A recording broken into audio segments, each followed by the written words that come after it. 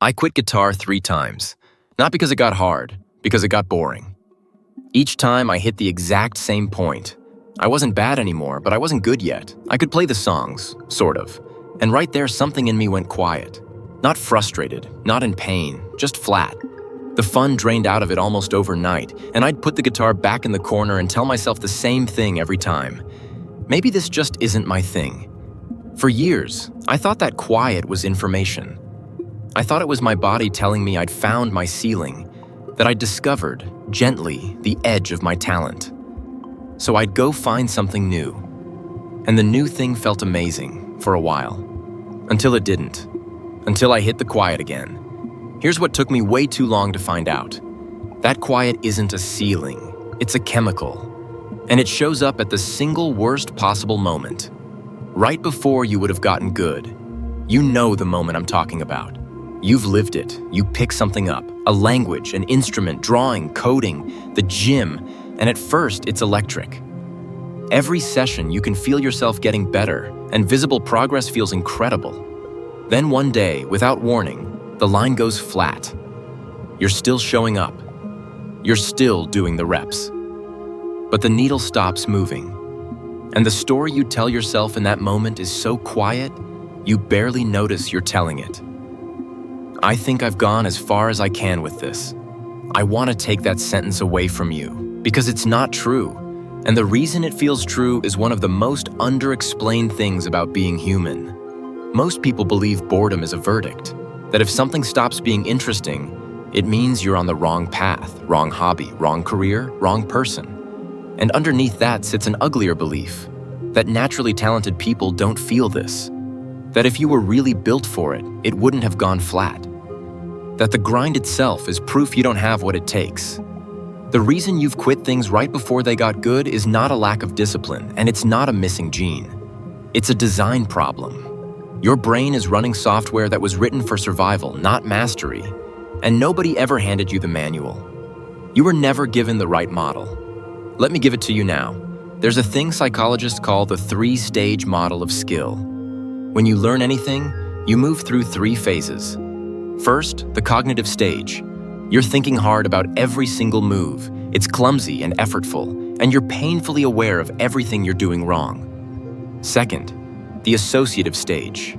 Fewer errors, things smooth out, you stop thinking so hard. And third, the autonomous stage. The skill goes underground. It becomes automatic. You can do it without conscious thought. That third stage is the trap. Because the moment a skill becomes automatic, your brain does something efficient and quietly devastating. It hands the task off from the part of you that learns to the part of you that coasts. Your prefrontal cortex, the effortful, attentive part, powers down because as far as your brain is concerned, the job is done. You're good enough. Mission accomplished. And here's the part no one explains. That handoff is silent. Nothing announces it. It just feels like you stopped getting better. A memory champion named Joshua Foer gave this moment a name. He called it the OK Plateau. The point where you get OK at something, and your brain decides OK is good enough, and parks you there indefinitely. Now stack the second mechanism on top, because this is where it gets genuinely strange. Your brain doesn't measure progress directly. It measures it with a chemical, dopamine. And we get dopamine wrong constantly. We think dopamine is the reward. It isn't. Dopamine fires on the gap, the difference between what you expected and what actually happened. When you're a beginner, that gap is enormous. Every session, you surprise yourself. You expected to fail and didn't, or expected nothing and something clicked. That's a flood of dopamine, and that flood is the feeling we call, "This is so fun." But as you get competent, the gap closes. You start meeting your own expectations. And the moment you reliably meet your own expectations, the moment you get good, the dopamine stops firing. Not because you stopped improving, because you stopped being surprised. So the exact instant you cross from bad into competent is the exact instant it feels like the joy died. It didn't die. Your reward system just went dark on you right at the threshold. The boredom you feel at the plateau isn't boredom with the activity. It's your prediction system going quiet because you got good enough to stop making interesting mistakes. And there's one more layer, maybe the most unfair one of all. When you practice a skill, your brain physically rewires to support it. It wraps the circuits you're using in a substance called myelin. Think of it as insulation on a wire, making the signal faster and cleaner. Myelin is, in a real physical sense, what skill is made of. But myelin doesn't form in real time. It lags. You do the reps today, and the wrapping, the actual upgrade, happens later, quietly, often while you sleep, days behind the work, which means there's a gap, a stretch where you've done the work but can't yet feel the result, where the effort went in, but the improvement hasn't shown up. And that gap, the lag between the reps and the reward, is exactly the stretch that feels the most pointless, the most boring, the most, this isn't working. It is working. You just can't see the construction because it's happening underground, behind a wall, on a delay. Most people quit during the lag. They quit days before the upgrade they already paid for would have arrived. Now, if you think this is just a you problem, I want to introduce you to the most famous quitter in human history. Leonardo da Vinci left more things unfinished than he ever completed. Thousands of pages of notebooks, flying machines, studies of water, human anatomy, half-painted masterpieces, abandoned the moment they stopped being new to him. He'd get a thing to the edge of working, feel the thrill of discovery fade, and walk away to the next obsession. We call him the greatest mind who ever lived. But by the standard you're holding yourself to right now, Leonardo was a serial quitter who couldn't commit. He hit the exact same wall you hit, the moment learning turns into grinding, and he bailed over and over. So if the most curious mind in history couldn't will his way past the plateau, maybe willpower was never the variable. There's a writer named George Leonard who spent years studying why people abandon mastery, and he found we don't all quit the same way. He described 3 types. The dabbler loves the beginning, the new gear, the first rush of progress, and disappears the second it gets boring. The obsessive demands fast results, pushes too hard, and burns out when the plateau won't break on their schedule. And the hacker gets to good enough and stops, happy to coast on autopilot forever, never pushing past OK. Read those again. One of them is you. I know which one I was with that guitar. I was the dabbler, addicted to the part where you're visibly getting better, allergic to the part where you're not. And this is where I have to zoom out, because the biology tells you what's happening, but not what to do with it. And there's something underneath all of this that matters more. Albert Camus wrote about Sisyphus, the man condemned by the gods to roll a boulder up a hill, only to watch it roll back down, forever. We read that as a story about punishment, about meaningless repetition. But Camus does something strange with it. He says we have to imagine Sisyphus happy, because the meaning was never going to be at the top of the hill. The meaning is in the man's relationship to the boulder. The plateau is the boulder. We've been raised to believe the point of any skill is the summit. The moment you arrive, you've mastered it, you're done. But mastery isn't a place you reach. The OK Plateau isn't the obstacle in front of mastery. The plateau is the path. That flat, unglamorous, dopamine-dead stretch where nothing seems to be happening. That's not the part you survive to get to the good part. That's the part where all the real skill is actually being built. Erich Fromm said that to master any art requires discipline, concentration, and patience, and that we live in a culture with almost no tolerance for the third one. Patience isn't waiting. Patience is the ability to stay on the plateau without reading the flatness as failure. So the people who get good at things aren't the ones who feel more motivated. They've just stopped misreading the boredom. They feel the same flatness you feel. They've simply learned it isn't a stop sign. It's a milestone. It means the skill went automatic, which means you're standing in the exact doorway most people walk away from.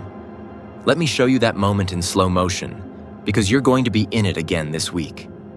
You sit down to do the thing. Within a few minutes, the flatness comes. No spark, no flow, just the dull weight of, I've done this part already. So you do what you've always done. You stop. Maybe you switch to something newer that still has the spark. Maybe you just pick up your phone. And there's a small hit of relief in the stopping, followed an hour later by a quieter, hollow feeling you don't quite name. That hollow feeling is you, somewhere underneath, knowing you walked away from something right before it opened up. Now replay it. Same moment. The flatness comes, but this time you recognize it. You think, there it is, the handoff. My brain just told me I'm good enough, which means I'm on the plateau, which means this is the exact spot where the work counts.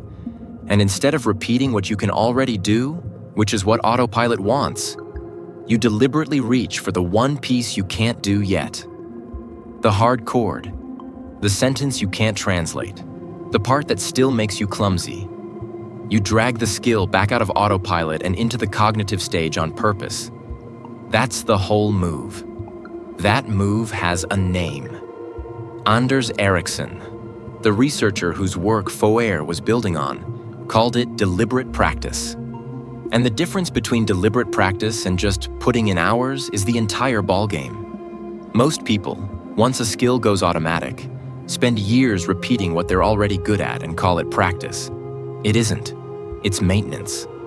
Deliberate practice is the deliberate refusal to let the skill stay on autopilot. So here's what to actually do. 3 parts. First, what to stop today. Stop reading the boredom as a verdict on the activity or on you. The flatness is not, this isn't for me.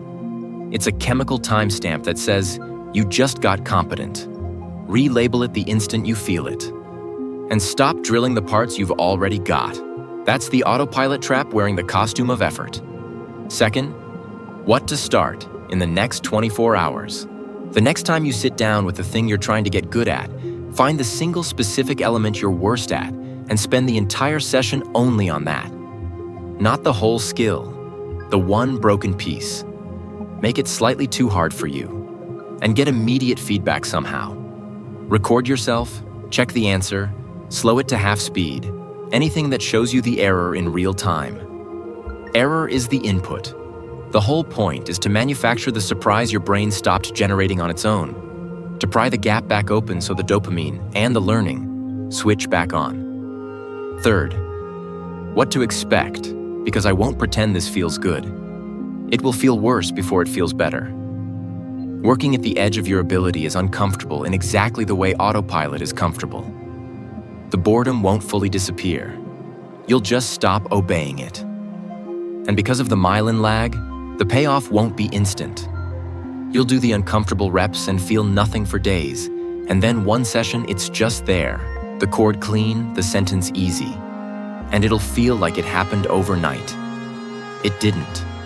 It happened during the boring days you almost quit on. I know you've tried to push through plateaus before on willpower, and I know it didn't hold. Here's why. You were trying to out-discipline a feeling you'd never understood. You were fighting a chemical with a character story, calling yourself lazy when you were actually just bored at a predictable biological checkpoint. You can't beat a mechanism you've misnamed, but you can work with one you finally understand. So the next time you're in the middle of something, past the fun, not yet at good, and that familiar quiet starts to creep in, I want a different sentence in your head than the one I used to have. Not, maybe this isn't for me. Try. This is the part where it actually starts.